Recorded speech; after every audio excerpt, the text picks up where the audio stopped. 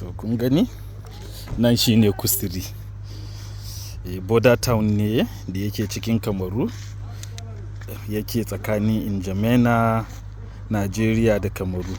Kun ga duk waɗannan jarkoki da kuke gani yellow nan, da black market ake ebowa daga Nigeria ake kawowa nan gurin da shi. To yanzu da yake Nigeria ta cire subsidy, an yi fakin waɗannan jarkokin, duk waɗannan drums da jarkoki da kuke ganin nan duka man Nigeria ne ake shigowa da suna. To wannan kusiri kenan kadai.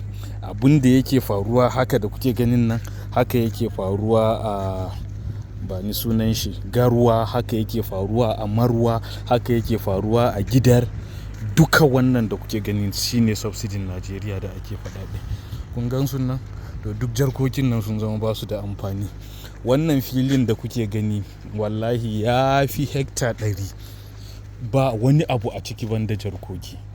To duka waɗannan wurin jarkoki ne, kuma man Nigeria ne. Banda jarkoki yellow nan ga drums.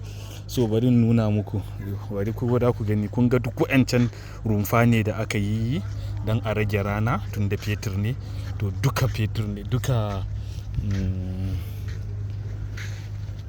duka fetur din Nigeria ne a ciki. Muna ba tare da Tinubu. Kun ga wayannan bani sunansu drum ne wanda sauran fetur din da aka shigo da su wanda ba su kare ba ne, suna nan a ciki. To muna tare da Tinubu ya cire subsidy, kar a kuskura a mai da subsidy, don asibitocin Nigeria kenan da hanyoyin Nigeria. Irin wannan rumfan da kuke gani rumfa ne kadai ta fi guda 1000 a cikin nan gurin, kuma duka da kuke gani fetur ne a ciki daga Nigeria. Shine subsidy mu.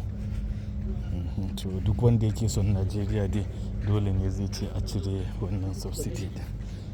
To na gaishe ku. Allah ya sa mu gane. Amin ya rabbal alamin.